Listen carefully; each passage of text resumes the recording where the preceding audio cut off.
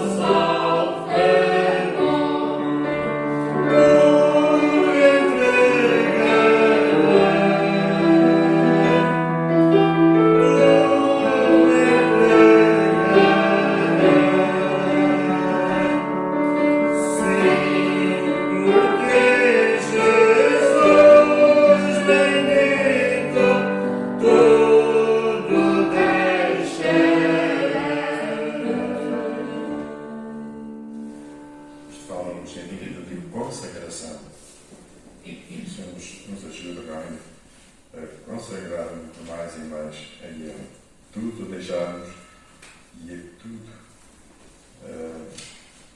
entregarmos, tudo a entregarei. Que seja este o nosso desejo sincero, hoje e sempre. E no 364 também. 364.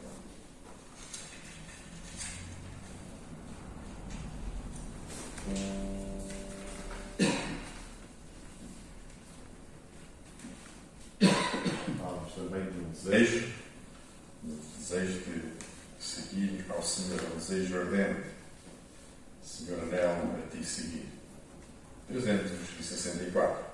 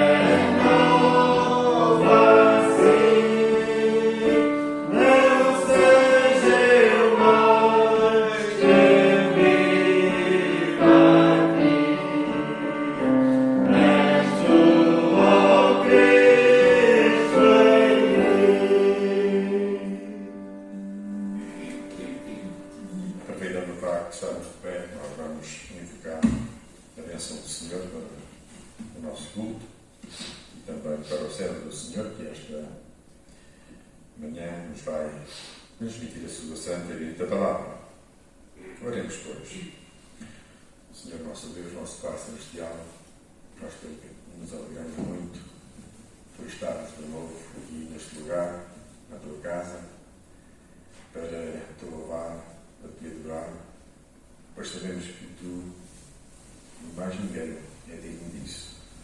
Tu és o único Deus, o Deus vivo, verdadeiro, Criador e sustentador de todas as coisas. Aquele Deus que, impelido pelo seu grande, o seu imensurável amor, enviou o seu Filho unigênito deste mundo para nele vir morrer por nós, miseráveis pecadores, para dessa forma nos garantir uma verdadeira, uma eterna e completa salvação. Obrigado, pois, ao Senhor, pelo esforço, pela vida, por este bom desejo que tens colocado em nossos corações para repetirmos aqui virmos uma vez mais à tua casa.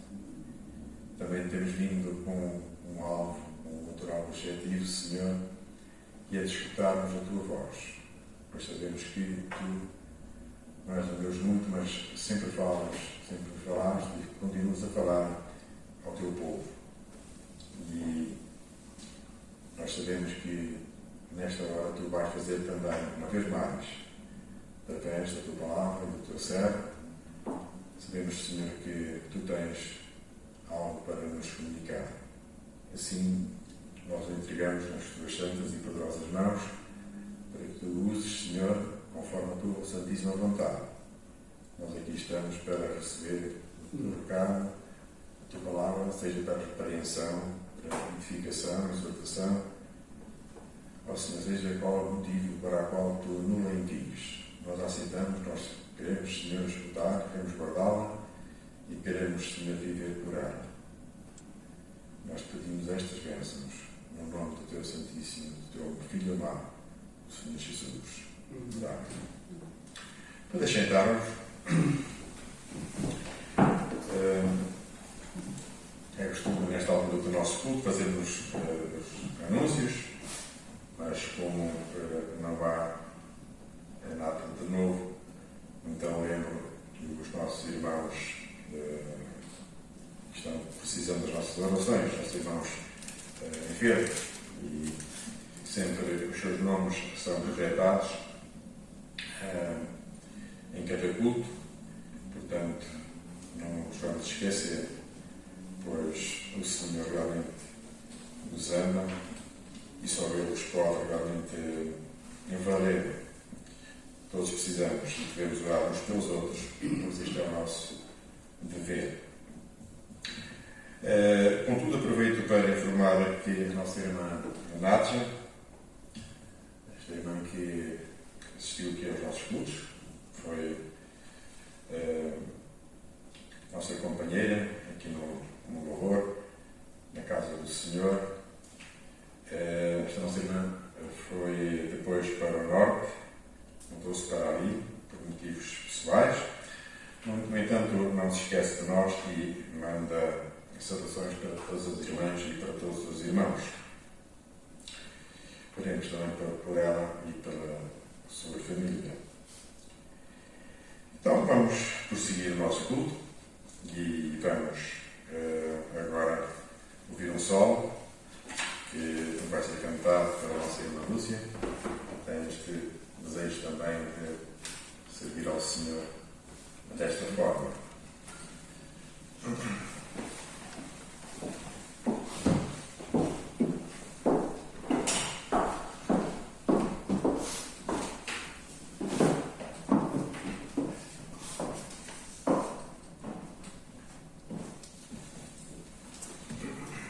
O hino que eu vou cantar, o título é Santa Bíblia para mim.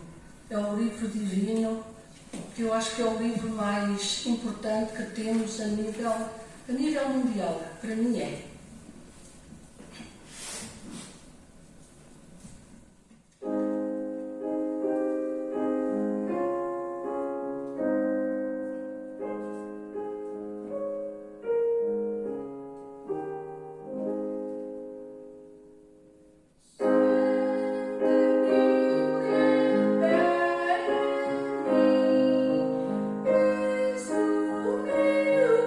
Tesouro, sim.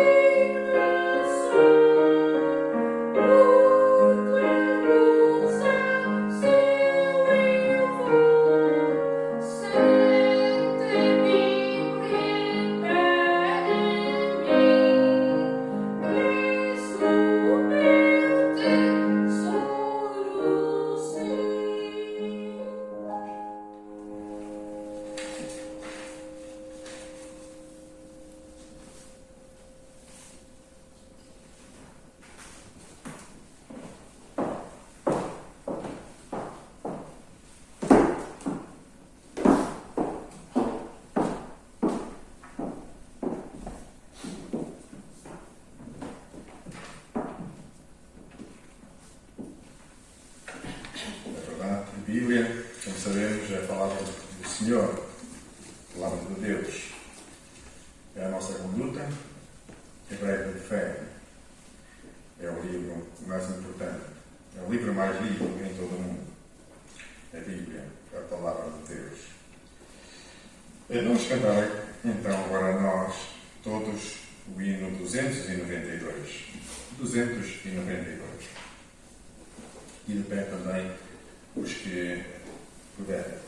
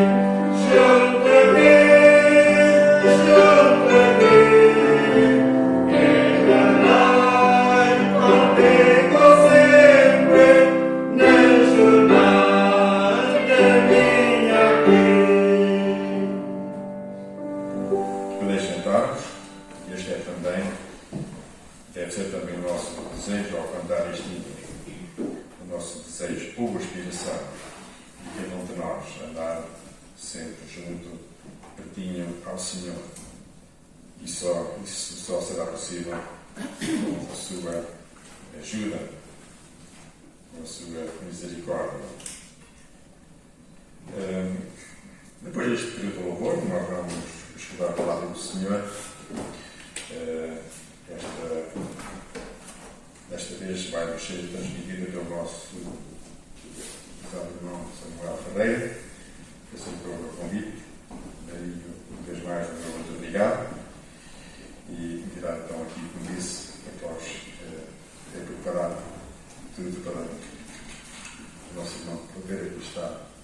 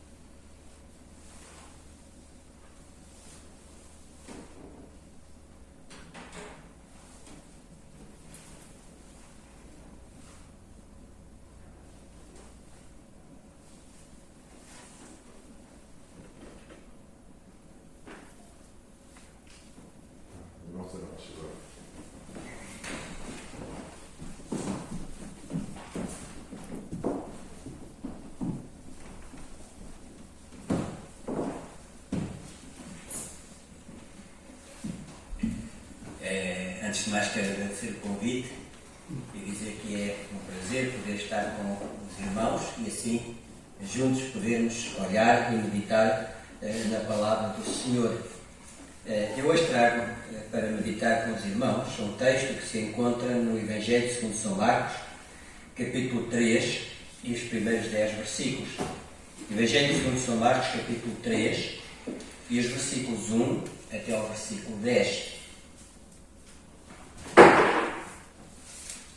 E diz-nos a palavra do Senhor. Evangelho segundo São Marcos, capítulo 3, versículo 1.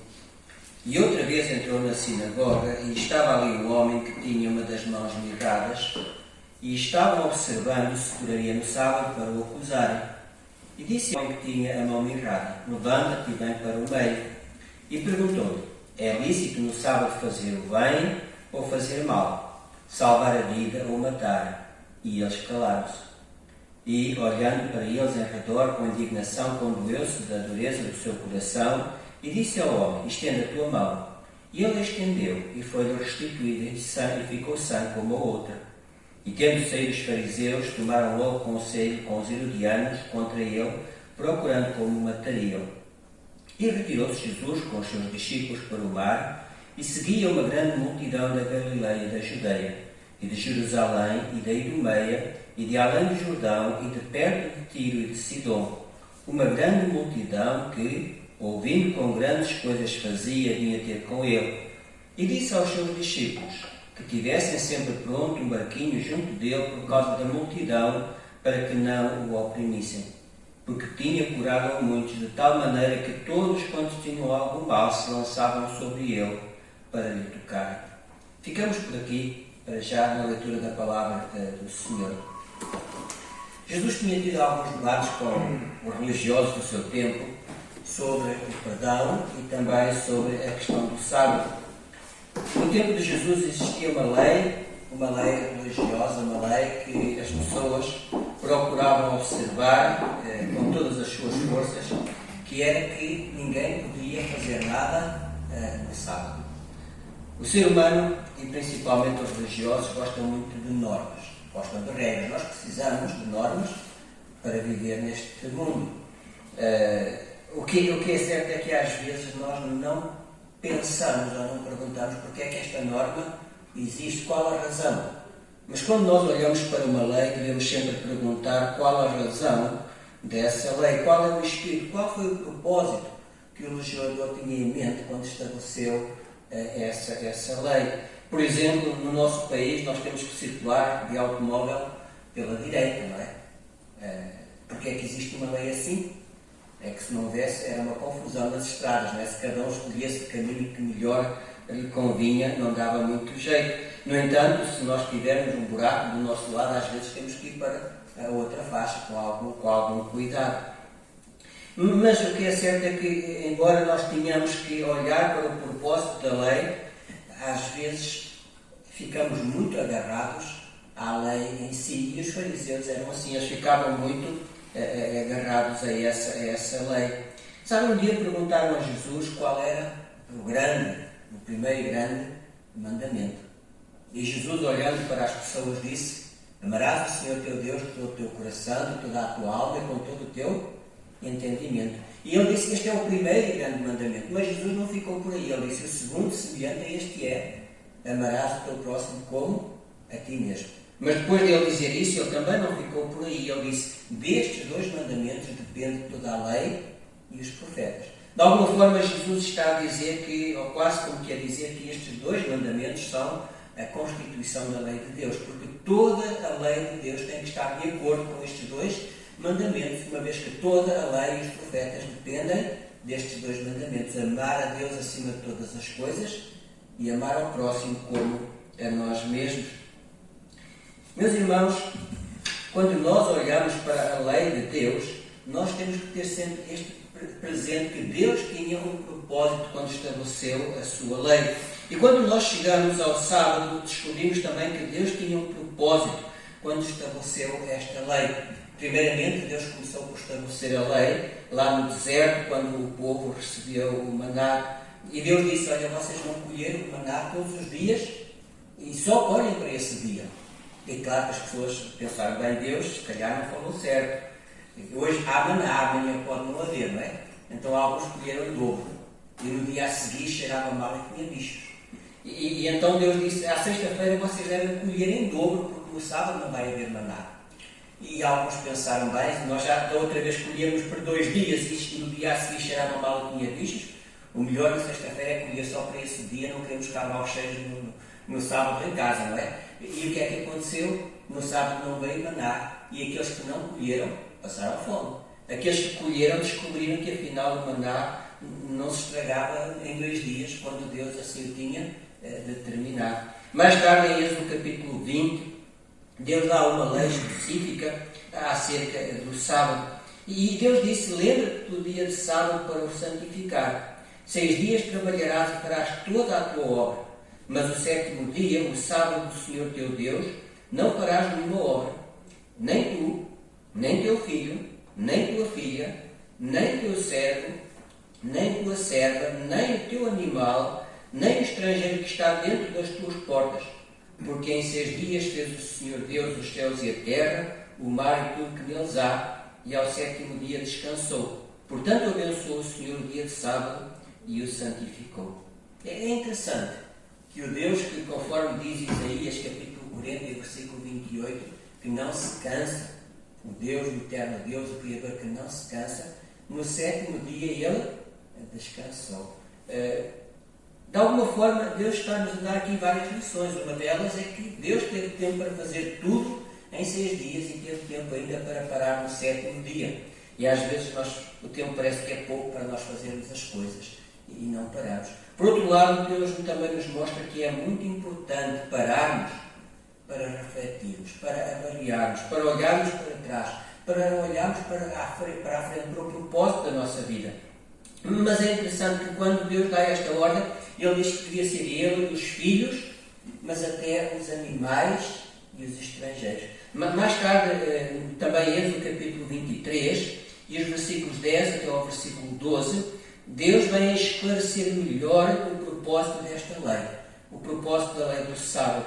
E é interessante que aqui Deus fala de 2 sábados. Fala do sábado da semana, que é o 7º dia, e fala também do sábado dos anos, que era o 7º ano. E ele começa por falar primeiramente do sábado dos anos. E ele diz, Êxodo capítulo 23, versículos 10 a 12. Também 6 anos semearás a tua terra e recolherás os seus frutos. Mas ao 7º a dispensarás e deixarás descansar. E agora notemos que ele depois explica para quê. Ele diz, para que possam comer os pobres do teu povo e da sobra como os animais do campo. Assim farás com a tua vinha e com o teu olival. Notemos aqui, Deus está a dizer, tu tens um campo, vais cultivá-lo durante 6 anos e no 7º ano tu não cultivas esse campo.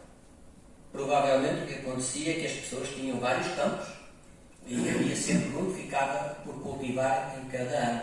E qual era o propósito disto? Não era que a terra estivesse cansada. Não era a rotação trianual ou bianual como nós fazemos no Alentejo. Não era isso.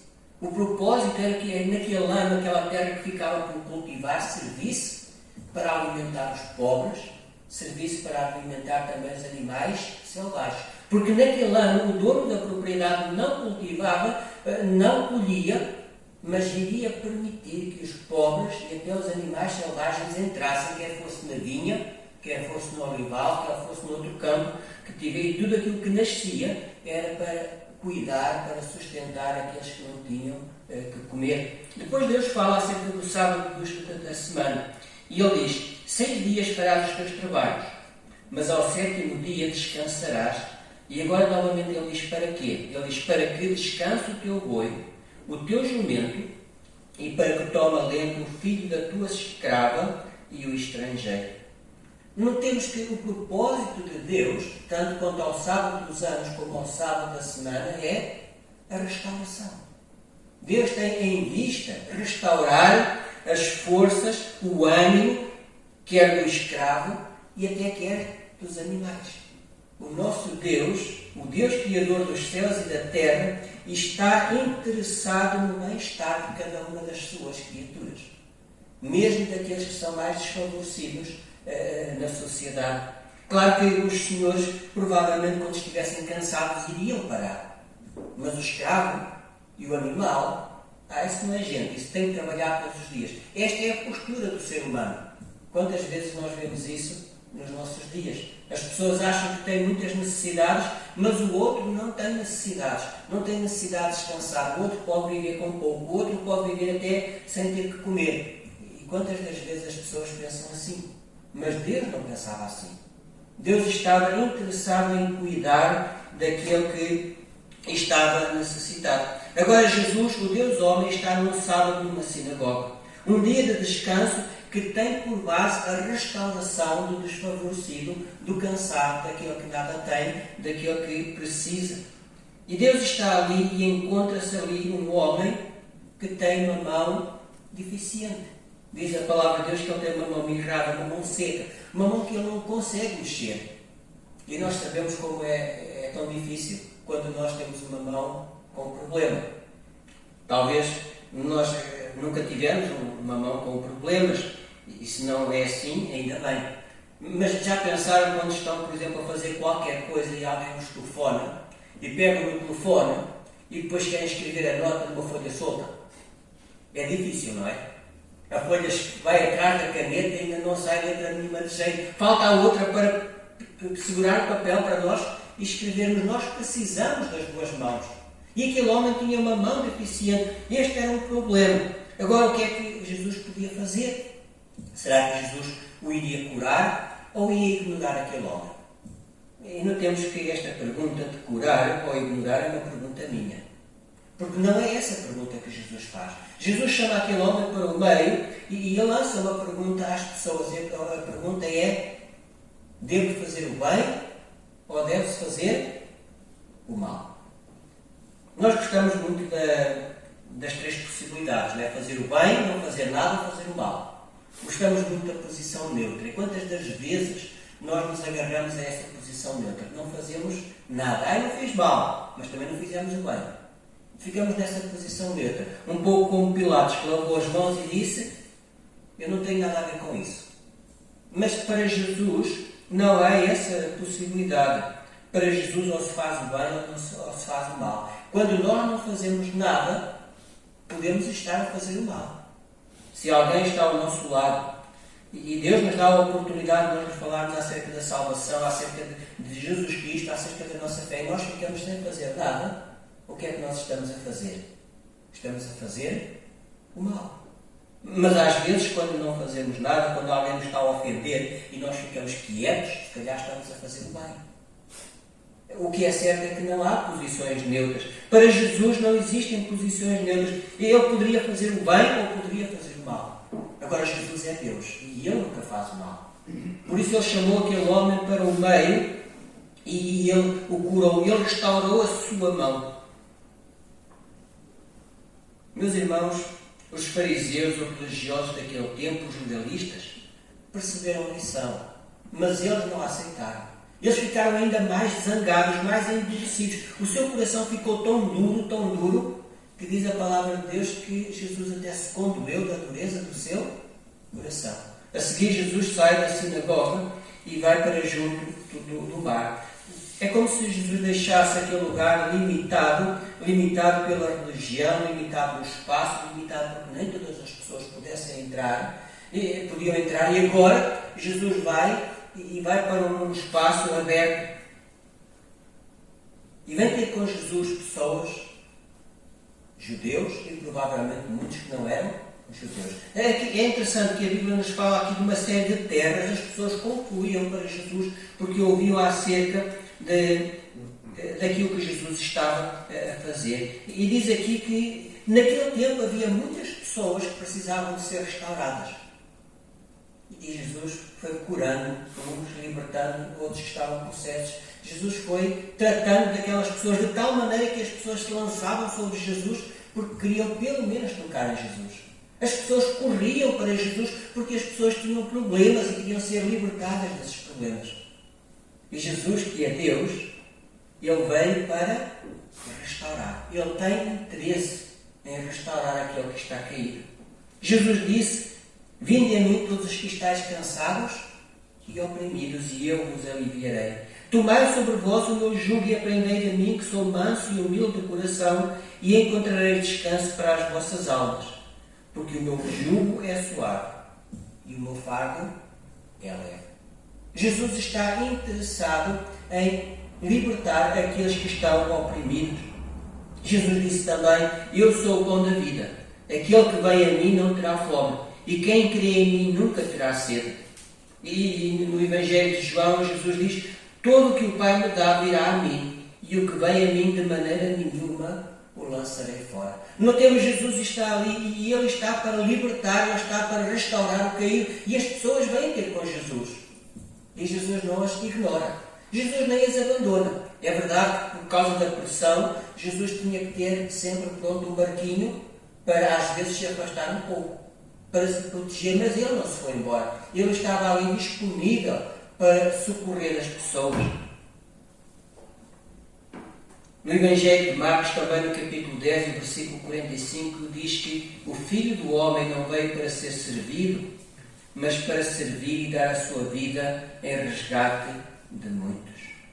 Meus irmãos, Jesus não nos vai dar tudo o que queremos, mas Ele está para nos socorrer. Sabe, um dia Paulo testemunhou que tinha um problema, que ele diz que era um espinho na carne. Na Epístola aos Coríntios, na segunda Epístola aos Coríntios, capítulo 12 e o versículo 9, fala-nos disso. E diz que Paulo pediu 3 vezes ao Senhor que Deus lhe tirasse aquele espinho. Mas o que é que diz a palavra de Deus? Que Deus não tirou o espinho, mas disse: a minha graça te basta, porque o meu poder se aperfeiçoa na fraqueza. De boa vontade, agora Paulo testemunha, diz: de boa vontade, pois me gloriarei nas minhas fraquezas, para que em mim habite o poder de Cristo. Sabe, quando nós vamos a Jesus, Jesus não nos abandona. Ele não nos vira as costas. Ele nos socorre. Quantas das vezes Ele nos liberta de doenças? Quantas das vezes Ele nos liberta de tristezas?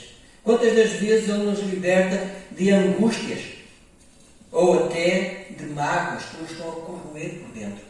Quando nós vamos a Jesus, Ele está ali disponível porque Ele nos quer restaurar. Mas às vezes o propósito de Jesus para nós, quando nós o buscamos, é ainda maior. E aparentemente parece que Ele não está ali, mas Ele não nos abandona.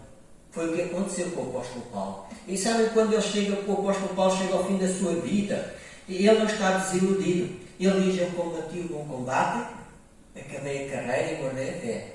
Desde agora a coroa da justiça me está guardada, a qual o Senhor justo e juiz me dará naquele dia, e não somente a mim, mas a todos os que amarem a sua vida.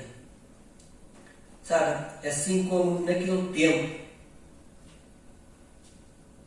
as pessoas buscaram a Jesus, o desafio para nós hoje é que nós busquemos também a Jesus, porque Ele sempre terá alguma coisa para nós.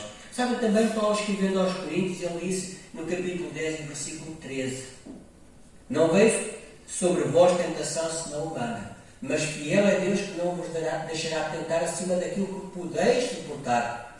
Antes, com a tentação, vos dará também o escape para que a possais suportar. Sabe, Paulo está a dizer que quando as dificuldades são grandes e nós vamos a Jesus, se Jesus não nos libertar das dificuldades, pelo menos Ele nos dá a graça e a capacidade de suportarmos e ultrapassarmos essas dificuldades.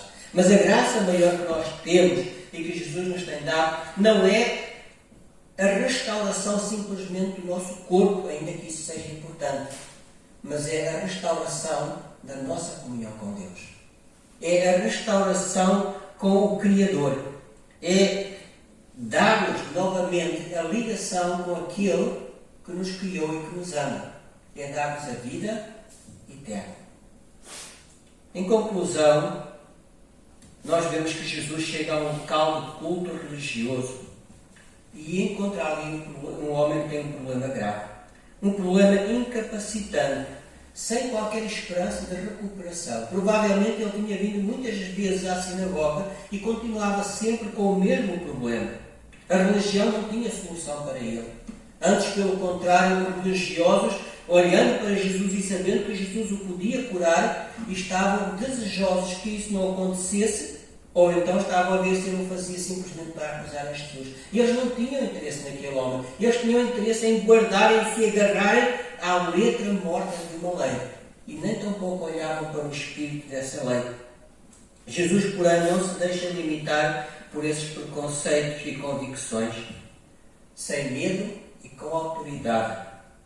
E cumprindo o propósito da lei, que era restaurar o que estava caído, Jesus restaura aquele homem que tem uma mão errada. Jesus cumpre, podemos dizer, Jesus cumpre o propósito da lei. Jesus mesmo disse que ele veio a este mundo para cumprir a lei. Ele não veio para tirar a lei.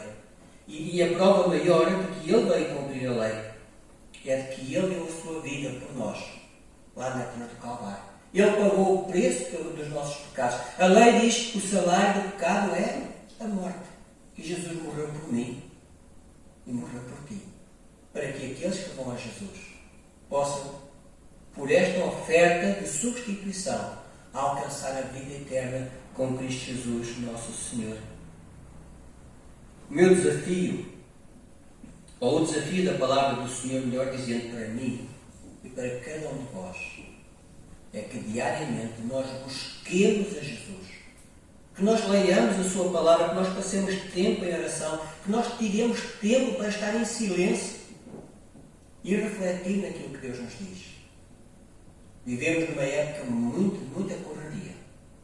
Chegamos a casa, quando nos sentamos no sofá, a primeira coisa, ou é se pega no comando da televisão porque não conseguimos estar em silêncio, ou se pega no telemóvel para estar a fazer alguma coisa porque não conseguimos estar quietos. O desafio é, às vezes é bom pararmos, ficarmos em silêncio, ouvirmos aquilo que Jesus tem para nós, busquemos o Senhor, porque Ele é aquele que quer restaurar as nossas vidas e tornar-nos pessoas felizes, pessoas com propósito, pessoas com projeto para o amanhã. Que o Senhor nos ajude.